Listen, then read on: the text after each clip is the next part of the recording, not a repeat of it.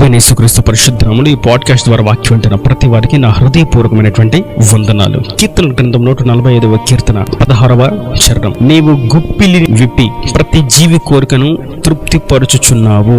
చదివిన వాక్య భాగంలో ప్రతి జీవి ప్రతి వాని కోరికను తృప్తిపరచడానికి ఎవరు సహాయం చేయాలంటే, ఎవరు చేయందించాలంటే, ఎవరు అనుగ్రహించాలంటే దేవుడే. ఆయన గురించి వ్రాయబడినటువంటి మాట, ఆయన తన గుప్పిలిని విప్పి ప్రతి జీవి యొక్క కోరికను ఆయన తృప్తిపరచున్నాడు. మరియు మనం 104వ కీర్తన 28వ చరణంలో చూసినట్టయితే, నీవు వాటికి పెట్టున్నది అవి కూర్చుకొనును, నీవు గుప్పిలి విప్పగా అవి మంచి వాటిని తిని తృప్తిపరచబడును. ఇక్కడ మనం మరొక విషయాన్ని గమనిస్తాం. గుప్పిలి విప్పి కోరికను తృప్తిపరచగలిగినది ప్రభు అయిన యేసుక్రీస్తు మాత్రమే. మరియు ఆయన గుప్పిలి విప్పి ఎటువంటి కోరికను తీరుస్తారంటే, తృప్తిపరచబడేటువంటి కోరికను, అనగా మంచి పదార్థమును, మంచి వాటిని ఆయన అనుగ్రహిస్తాడు. అనగా ఆయన చేతిలో ఎప్పుడు శ్రేష్టమైనవి ఉంటాయి, ఆయన దగ్గర ఎప్పుడు ఉన్నతమైనవి ఉంటాయి. ఆయన దగ్గర పాడైపోయినవి, చెడిపోయినవి, ఉపయోగం లేనివి, నిరుపయోగమైనవి, పాడు చేసేవి, దరిద్రతను తీసుకొచ్చేవి, నశింపచేసేవి ఎప్పుడు ఆయన దగ్గర ఉండనే ఉండవు. అటువంటి ఒకే ఒక క్రియ, ఒకే ఒక జీవి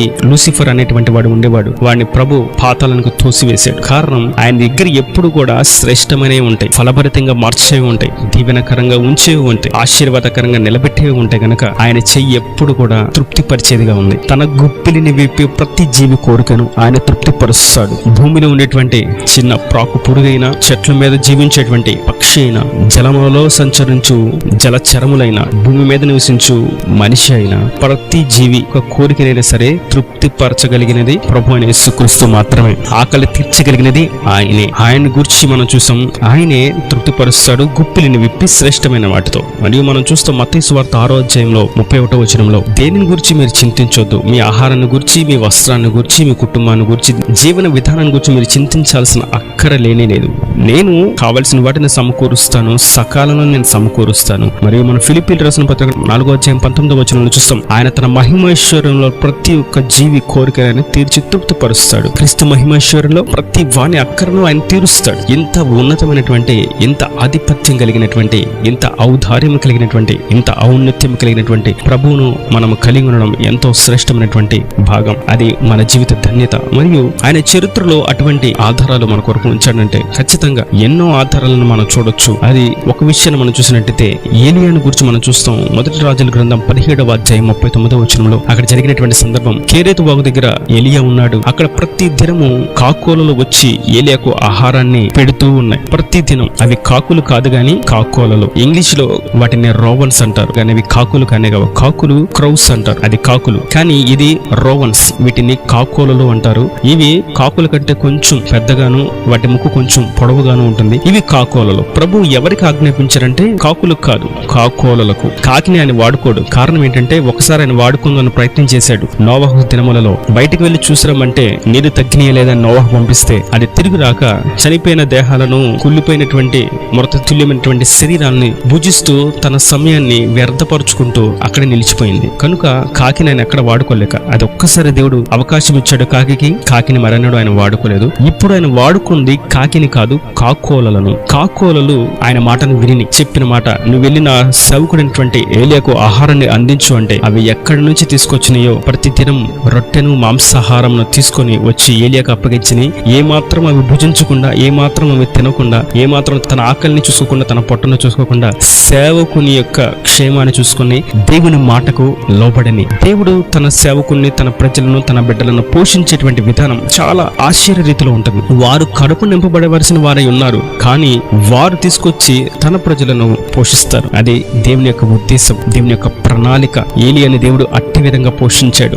ఆ కేరేతు వాగు దగ్గర పాడుతున్నటువంటి వాగులో ప్రతిదినము చక్కటి మంచి నీరును స్వీకరించి సెలదీరాడు. ప్రభు ఆకలిని తీర్చాడు మరియు దాహాన్ని తీర్చాడు. మన పితరులైనటువంటి ఇజ్రాయేలీల యొక్క జీవితాన్ని చూసినట్లయితే, నిర్గమకాండంలో వారికి ఆకలి ఇస్తున్నప్పుడు ఆయన ఆకాశం నుండి మన్నాను కురిపింపచేశాడు. దేవదూతలు తినేటువంటి ఆహారాన్ని మనుషులకు ఆయన అనుగ్రహించాడు. వారు కడుపు నిండుగా తిన్నట్లుగా చేశాడు. మరియు వారికి మన్నా తిని తిని వారు దాని మీద కొంచెం విరక్తి చెంది వ్యసన పడితే, మాంసాహారం కావాలని కోరుకుంటే ప్రభు వారి కొరకు పూరేలను పంపించాడు. 1 రోజు కాదు, 2 రోజులు కాదు, 3 రోజులు కాదు, గాని 30 దినములు వారికి మాంసాహారాన్ని అనుగ్రహించి వారిని తృప్తిపరిచాడు. మరియు మరియు వారు తినిన తర్వాత వారికి శరీరదీర్చబడ్డానికి, వారి దాహం తీర్చబడ్డానికి నీళ్లు అవసరమైతే ప్రభు వారికి బండ నుండి నీళ్లను అనుగ్రహించారు. వారికి ఏది కావాలన్నా అది వారికి అనుగ్రహిస్తున్నాడు. కారణం తన గుప్పిలి శ్రేష్టమైన వాటిని, మంచి పదార్థములనే అనుగ్రహిస్తుంది తన ప్రజలకు, తన వాగ్దాన సంతతికి, తన స్వకీయ సాంపాద్యములకు. మరియు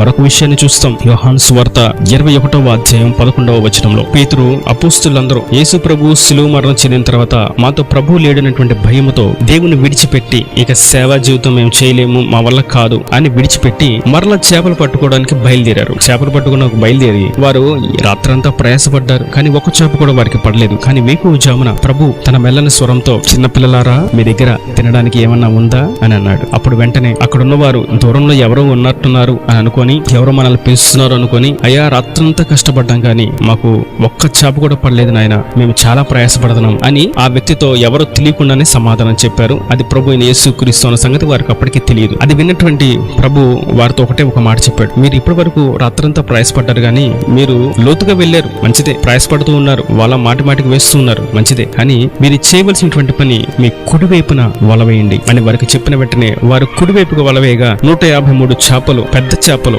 విస్తారంగా పడినప్పటికీ వారి యొక్క వలలు తెగిపోకుండా, పిగిలిపోకుండా, చెదిరిపోకుండా, చిరిగిపోకుండా వారు సమృద్ధి అయినటువంటి ఆహారాన్ని పొందుకున్నారు. ఆ ఓడను తీసుకొని ఒడ్డుకు వస్తూ ఉండగా ఆ మాట చెప్పినటువంటి వ్యక్తి ఎవరో కాదు, సాక్షాత్తు ప్రభువే అన్న సంగతి వారు గుర్తించారు. ఇక్కడ మనం గుర్తించాల్సినటువంటి మాట, పేతురు కుడివైపుగా వల వేశాడు, చేపలను సమృద్ధిగా పట్టుకున్నాడు దేవుని మాట సెలవు చేత. అతడు సేవ పిలుపుకు ముందు కూడా మత్తయి సువార్తలో చూస్తాం, వల వేస్తూ అలసిపోతూ చేపలు పడకుండా ఉంటే ప్రభు అంటున్నారు, నీవు ఓడను కొంచెం లోతుగా నడిపించు అని. లోతుగా తీసుకువెళ్ళిన తర్వాత ఇప్పుడు వలవేయ అని ప్రభు చెప్పిన తర్వాత అతను విస్తారమైనటువంటి చేపలు అతని వలలో పడగా, వాడ పిగిలిపోయినంత సమయం రాగా, పరిస్థితి రాగా, చుట్టూ ఉన్న వారి యొక్క సహాయం తీసుకుని వారు వాడను నింపబడినట్లుగా చేపలను పొందుకున్నారు. ఇక్కడ మనం చూసినట్లయితే ప్రభువు మాట అంటే తాను గుప్పిలి విప్పితే గాని ఎవరి కోరిక తీర్చబడదు. ప్రభు పేతురుకి ప్రారంభంలోనే గుర్తు చేశాడు, నేను చెప్తేనే నువ్వు ఆశీర్వదించబడతావు, నేను గుప్పిలి విప్పితేనే నీవు ఆశీర్వదించబడతావు. ఒకవేళ నాకు దూరంగా ఉండి నువ్వేం చేయాలనుకున్నా సరే నీవు దీవించబడమని తెలియచేశాడు. దానిని మరిచిపోయినటువంటి పేతురు సేవ చేయవలసినటువంటి, దీని మార్గంలో నడవలసినటువంటి వ్యక్తి, క్రీస్తుకు అంటుకట్టబడి ఆయన ప్రేమ బంధమునకు ఆకర్షితుడైనటువంటి వ్యక్తి దేవుణ్ణి విడిచిపెట్టి లోకంలో బ్రతుకుదామనే పాత జీవితాన్ని గడుపుదామని అడుగు వేశాడు. అతడు 100% విఫలుడయ్యాడు. సఫలీకృతం కాలేకపోగా నిరాశ నిస్పృహలో ఉన్నటువంటి వ్యక్తి కొరకు మరలా ప్రభువే వచ్చాడు. నీవు ఈ సమయంలో కూడా నువ్వు దుఃఖపడుతున్నావు, నాకు అర్థమైంది, అయినా నేను నిన్ను ఆశీర్వదిస్తాను, నా గుప్పిలి వైపు నీకు సంతృప్తినిస్తాను, నీ జీవితాన్ని సంతోషభరితంగా మారుస్తాను, ఇప్పటికైనా నా మాట విను, నేను లేకుండా నువ్వేమీ చేయలేవు, నువ్వు నా మాట వింటేనే తప్ప నీవు ఆశీర్వాదకరంగా ఉండవు అని దేవుడు పేతురుకు స్పష్టంగా తెలియజేశాడు. ఆనాడే పేతురు దేవుడితో ఒక తీర్మానం చేసుకున్నాడు. శిలువ మరణం పొందేంత వరకు కూడా దేవుణ్ణి పేతురు విడిచిపెట్టలేదు, పేతురుని కూడా దేవుడు విడిచిపెట్టలేదు. కారణం, దేవుడు మాత్రమే గుప్పిలి విప్పగలిగిన వాడు. కనుక నేడు మనం గుర్తించవలసినటువంటి విషయం, మన అక్కరి కోరిక ఏదేమన్నప్పటికీ మన అక్కరను కోరికను తీర్చగలిగింది ప్రభు అయిన యెహోవా మాత్రమే. ఆయన యుద్ధకు మనం వచ్చి, మనం ప్రభువానే నీతో ఉంటాను, నువ్వు నాతో ఉండు అని మనం తీర్మానం చేసుకున్నట్లయితే ఆయన తన గుప్పిలిని విప్పి మన కోరికను తృప్తిపరుస్తారు. కొన్నిసార్లు ఆశీర్వాదాన్ని పొందడానికి, సంతోషంగా ఉండడానికి, జీవితాన్ని ఫలభరితంగా మార్చుకోవడానికి సొంత ప్రయత్నాలు చేస్తూ ఉండడం సాధారణంగా సాతాను యొక్క మార్గంలో జరుగుతూ ఉంటుంది. వాడు ఆలోచనలు చెప్తూ ఉంటాడు. క్రైస్తవులుగా ఉన్న వారందరికీ లేదా ఆధ్యాత్మికతలో వృద్ధి పొందిన వారికి సైతం, ఎంతో ఆత్మీయ విలువలు కలిగిన వారిని సైతం వాడు పడవేయడానికి ప్రయత్నం చేస్తూనే ఉంటాడు. ఎట్లా అంటే వాడు ఆలోచనలతో, వాడు సొంత ఆలోచనలు చెప్తూ ఉంటాడు, ఇలా చేయాలి అలా చేయని. ఆ సందర్భంలో విఫలులై దుఃఖము నిట్టూర్పుతో మానని వేదంతో ఉన్న సమయంలో ఇప్పుడు కూడా ప్రభువే మరలా సహాయం చేయగలిగిన వాడు. ప్రభువే వచ్చి విడిపిస్తాడు. ఇప్పటికైనా నీవు